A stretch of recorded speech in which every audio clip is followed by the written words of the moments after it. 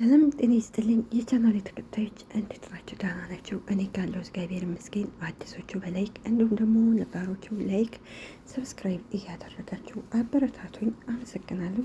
እንግዲህ ዛሬ በሳቤላ ድራማ ነው የመጣነው። ሳቤላ ድራማ ላይ እንግዲህ አሁን ላይ ማርኮንና እንግዲህ ዲና በስተ መጨረሻ ተዋርደዋን። የዛሬው ባለፈው ክፍል ላይ ዲና እንግዲህ አብርሃምን ያው አራጣ አበድር ያለውኝ አራጣ አበዳሪ አለ አግኝቻለሁ። ስለዚህ ከልጄ የሚበልጥብኝ የለም አባቴ ትለዋለች። የውሸት አባቴ አብርሃምም እንግዲህ የፈለገ ነገር ይሁን ስለዚህ ቤቱን አራጣ ተበደረን ቢሆን ልጄን አመጣለሁ ሲላት ዲናም እሺ ትላለች። ነገር ግን ያዘጋጁት ሰውዬ እንግዲህ ማርኮንና ዲና ነበሩ። ገንዘቡ የሱ ነው የነ ዲና ነው። ገንዘቡንም ይወስዳሉ። እንደገና ደግሞ የአብርሃምንም ቤት ይወስዱ ነበረ። ነገር ግን በስተመጨረሻው እንግዲህ እቅዳቸው አልተሳካላቸውም። የዘሩን ክፍል ይዘን መጥተናል። እናንተ ደግሞ እስከ መጨረሻ ድረስ በቅንነት ተከታተሉ። እናመሰግናለን። እንግዲህ ወደ አራጣ አበዳሪው እንግዲህ ከዲና ጋር ይሄዳል። ዲና ጋር ከሄደ በኋላ እንግዲህ በቀን 10% ነው ወለዱ ሲለው አብርሃም ግራ ይገባዋል። ዲና እንግዲህ ይህን አብሯቸው የሚሰራውን ያው አበዳሪ ነው ብላ ያመጣችውን እንግዲህ ጠበቃ ያው ትነግረዋለች በምልክት። ሰውየውም እንግዲህ ተስማማኑ ሲለው እንግዲህ አብርሃምን ያው መረጃውን ሰጥቻለሁ፣ መያዣውን ሰጥቻለሁ፣ ገንዘብህንም ቶሎ እመልስልሃለሁ ይለዋል። እሱን እንኳን ተው፣ ሰዎች ይበደሩና ገንዘብ ከተበደሩ በኋላ ቶሎ አይመልሱም ይለዋል። ግን ደህና መያዣ ስላለ በእርግጠኝነት ተመልሰዋለህ ይለዋል። አብርሃምም የዋሁ እንግዲህ አዎ እመልሳለሁ ይለዋል። ትመልስልኛለህ፣ ከዛ ካሳለፍክ ግን ቤቱን እወስደዋለሁ ብሎ ይነግረዋል። የዚህ ጊዜ እንግዲህ ዲና ደስ ይላታል።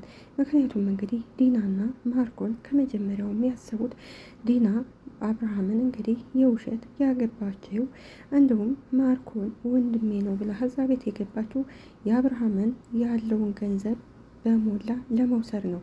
በእርግጥ ዲናና ይሄ ማርኮን መተዳደሪያቸው ይህ ነው እንግዲህ። ምክንያቱም ወንድ ላጤ ካገኙ እንግዲህ ሚስቱን እንግዲህ ማርኮን ለሌላ ሰው ያጋባና እሱ ደግሞ ወንድሜ ነው እሷ ደግሞ ወንድሜ ነው ብላ ከዛው ቤት ታስቀምጠዋለች። በመጨረሻ እንግዲህ ያው የሰው ገንዘብ እንግዲህ በውሸት እያጭበረበሩ ይወስዳሉ። የአብርሃም ላይ ግን አብርሃም ብዙ እነ ልዩ እንዲሁም ርብቃ ዲና የማርኮን ሚስት እንደሆነች ያውቃሉ። ነገር ግን አልነገሩትም ነበር እስከ ዛሬ። ባለፈው ክፍል ላይ ሙልጭ እንግዲህ ይህን ማርኮን ጋር የሚሰራውን ወይም ደግሞ እንግዲህ አራጣ አበዳሪ ብለው ያመጡት እነ ዲና እነ ሙልጭ አግተውን ነበር። እነ ሙልጭም እንግዲህ ካገቱ በኋላ ሰውየውን ሲጠይቁት እንግዲህ ያው ከማርኮን ጋር እንደሚሰራ ሰዎችን እያስፈራራን ገንዘብ እንደምንቀበል እንግዲህ ሲነግረው ማርኮን ይሄ ሙልጭ ደግሞ የድምፅ መረጃ እንግዲህ ይዞበት ነበር። በስተ መጨረሻ እንግዲህ ያወራውን በሞላ ስለያዘበት ሙልጭም እንግዲህ አሁን ምን እንደምታረጉ ቀጥታ ትነግረኛለህ ሲለው ሰውየውም እንግዲህ ወይም እነ ዲና አራጣ አበዳሪ ብለው ያመጡት ሰውዬ እሱም እንግዲህ ያው አብርሃም ጋር ገንዘብ እንሰጠዋለን፣ የቤቱን ካርታ እንወስደዋለን፣ ከዛ ከቤት እናባረዋለን ሲለው እንግዲህ ሙልጭም እንግዲህ ይሄውልህ አሁን ሁሉን ነገር ለእኔ ከአብርሃም ጋር ትፈራረሙና ለነሱ ሌላው የቤቱን ካርታ ወደ እኔ ትመልስልኛለህ፣ የነሱ ሌላ ስጣቸው የፌክ ሲለው እንግዲህ ይኸው አራጣ አበዳሪ የተባለው የውሸት አራጣ አበዳሪ የተባለው እንግዲህ ለእነ ዲናም እንግዲህ ፌክ ይሰጣቸውና በስተ መጨረሻ እንግዲህ ለሙልጭ ይኸውልህ አንጥቼልሃለሁኝ አሁን ግን ያስክብኝ መረጃ አጥፋ ሲለው እንግዲህ ሙልጭም ችግር የለውም አጠፋልሃለሁ ይለዋል። ሌላው እንግዲህ ሙልጭ እነ እንዲሁም ልዩ እንዲሁም ደግሞ የውጭ ጓደኛ እንግዲህ አብርሃም የያዘው ሻንጣ ተመሳሳይ ሻንጣ እንግዲህ ሁሉም ይዘው ይሄዳሉ። ምክንያቱም እንግዲህ የአብርሃም የያዘውን ገንዘብ ቀምተው እንግዲህ ለልዩ ደግሞ ማለቴ ለአብርሃም ባዶ ሻንጣ ወይም ባዶ ቦርሳ ሊሰጡን ነበር። ነገር ግን ጎበዞች ስለሆኑ እንግዲህ ተሳክቶላቸው ለአብርሃም የውጭ ጓደኛ እንግዲህ አብርሃምን ይገፈትርና ባዶ ሻንጣ ይዘውና ገንዘቡን ይዞ ይሄዳል።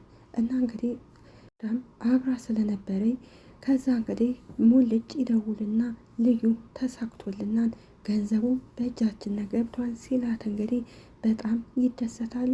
ማርታም እንግዲህ ወይኔ አሁን ገንዘቡን ካጡት እሺ ቤቱንም ወሰዱት ልጄንስ ባይመልሱ ትላለች። ማርታም እንግዲህ ርብቃንና ልዩን እንደነው እስከ ዛሬ አብርሃም ከዚች ሴትዮ ጋር የኖረው ለምን አልነገራችሁኝም?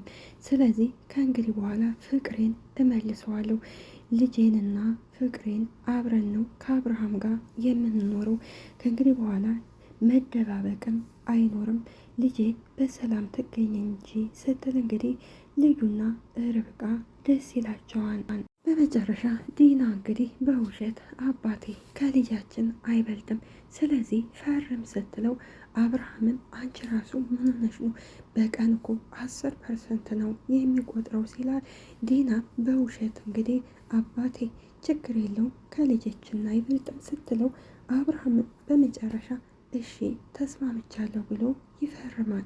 እንግዲህ አብርሃም ከፈረመ በኋላ ከእንግዲህ ከልጆች ጋር በነፃነት የምኖርበትን ቤት በገዛ እጄ ፈርመህልኛል ትላለች። በኋላ ደግሞ ከአንተ ነፃ ልውጣ ነው ትላለች። እያየችው ብቻዋን ትስቃለች። ልዩ እንዲሁም ደግሞ ዶክተር ርብቃና ማርታ ተሰብስበው እንግዲህ ከልዩ ማነት ይሄ እስከሚደውልላቸው ድረስ እንግዲህ ሳቤላም እጃቸው እስከምገባ እየጠበቁ ነበርና ልዩም እንግዲህ ይህን ማርኮንም አንተ የተረክም መቼም ቢሆን አይሳካልህም ትለዋለች። እንዲሁም ማርኮን ደግሞ እንግዲህ አብረው የሚሰሩትን እንግዲህ ይኸው አብርሃም እየመጣላችሁ ስለሆነ ስለዚህ በጥንቃቄ ጠብቁ ይላቸዋል። ራም እንግዲህ የአብርሃም ገንዘብ የያዘውን ይቀማና ሌላ ባዶ ሻንጣ ሲሰጠው እንግዲህ ልጅም በጣም ይደሰታል። የኔ ጀግና ወንድም በቃ ይቅርታ አድርጌልሃለሁ ይለዋል። የዲናና የማርኮን እቅድ እንግዲህ ሀሳባቸው ምንድን ነው? ማርኮን አብርሃም የያዘውን ገንዘብ እንግዲህ ሊያስቀማ ነበረ። ከዛ በኋላ እንግዲህ አብርሃምን ጎበዝ ስለሆነ ከዚህ ላይ መሳሪያ ይዞ ነበረ። ያን ይሄ ማርኮን እና ዲና የመሰላቸው ቦርሳው መቀየሩን አላወቁም። ገንዘብ ያለው ነበር የመሰላቸው። ይህም ደግሞ እቅዱን የነገራቸው ያነ ደላላ ወይም አራጣ አበዳሪ ከነማርኮን ጋር የሚሰራው ሰውዬ ለነሙልጭ እቅዳቸውን ነግሮን ነበረ። ከዛ ልጁ እንግዲህ ቀምቶት ሊሄድ ሲል አብርሃም ሽጉጡን መዘዝ ያደርግና ቁም ሲለው እንግዲህ ያም እንግዲህ የነ ማርኮን አገልጋይ ይቆማል። የዚህ ጊዜ ዲና ትደነግጣለች። ግን እነ ልዩ እያዩት ስለሆነ በጣም ይደሰቱና ጀግና አቤ ይላሉ። እርዳም ጎበዝ የኔ አባት የኔ አንበሳ ትላለች። እናም እንግዲህ በቁሟ ፈዛ ተቀርና ብቻዋን እንዴ ሽጉጥ ይዞ መጥቷን እንደ ትላለች። ያው እንትራለ ስል እንግዲህ ሌላ ደግሞ ይመጣና ከበስተኋላው በኩል ይዘዋን አብርሃም እንግዲህ ቦርሳውን ሊያነሳ ሲል ከወደ ኋላው ያለው ሌላኛው ሲመጣ እንግዲህ እሱንም በቦክሲልና ይጥለዋል።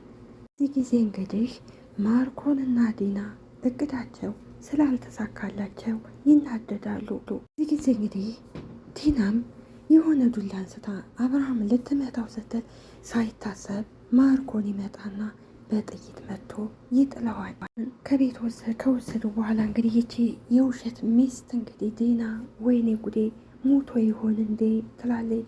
እና ምን ለማለት ፈልጌ ነው እንደ ዲና አይነት ውሸታ ሚስት እንግዲህ ፈጣሪ ይጠብቃችሁ ላሉ ወንዶችን፣ እንዲሁም ደግሞ እንደ ማርኮን አይነት ውሸታምና አጭበርባሪ ባል ደግሞ ሴቶቹ ይጠብቃቸው ላሉ። ምክንያቱም ሁለቱ እንግዲህ ባልና ሚስት ናቸው። ነገር ግን ለገንዘብ ብለው ዲና አብርሃምን ታገባዋለች ለገንዘብ፣ ልጆች አላቸው፣ ቤተሰብ አላቸው። ነገር ግን ሲያጭበረብሩ ነበረ። እና ምን ለማለት ፈልጌ ነው፣ አብርሃም በጣም የዋህና ጥሩ ሰው ነው። እንግዲህ የሆዱን አይቶ ዲናና ማርኮን የአብርሃምን ቤት እንወስዳለን ሲሉ ገንዘቡን ወስዶ ከዛ በኋላ ቤትም እንወስዳለን ሲሉ እንግዲህ በስተ መጨረሻ እንግዲህ አልተሳካላቸውም።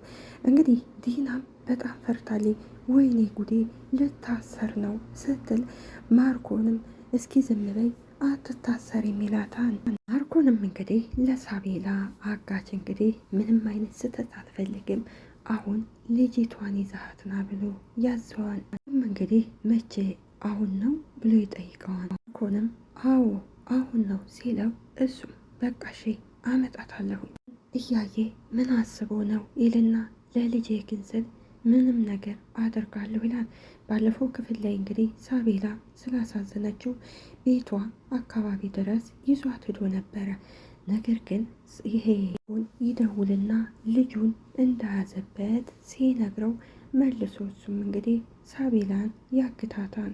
መሄድ አለብን ሲላል ሳቤላ ወደየት ነው የሚሄደው?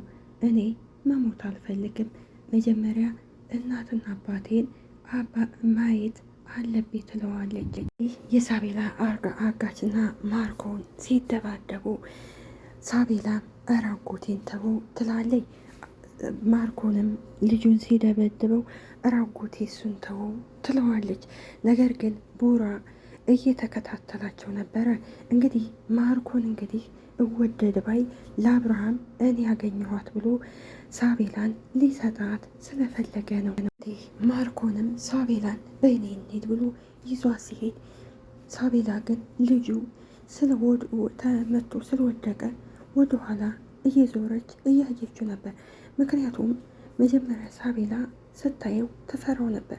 ከዛ በኋላ እሱም ያው አስገድደውት እንደሆነ እሷን ያገተው እንዲሁም ለልጁ ስለሆነ ሲል እንደሆነ ነግሯን ነበር። እንግዲህ የዛሬው ይህንን ይመስላል። በቀጣይ ክፍል እስከምንገናኝ ቸርን ሰንብት። አገራችንንም ሰላም ያደርግልን። እኛም ደግሞ ፈጣሪ አምላክ በያለንበት ይጠብቃል። ይጠብቃችኋለሁ ባይ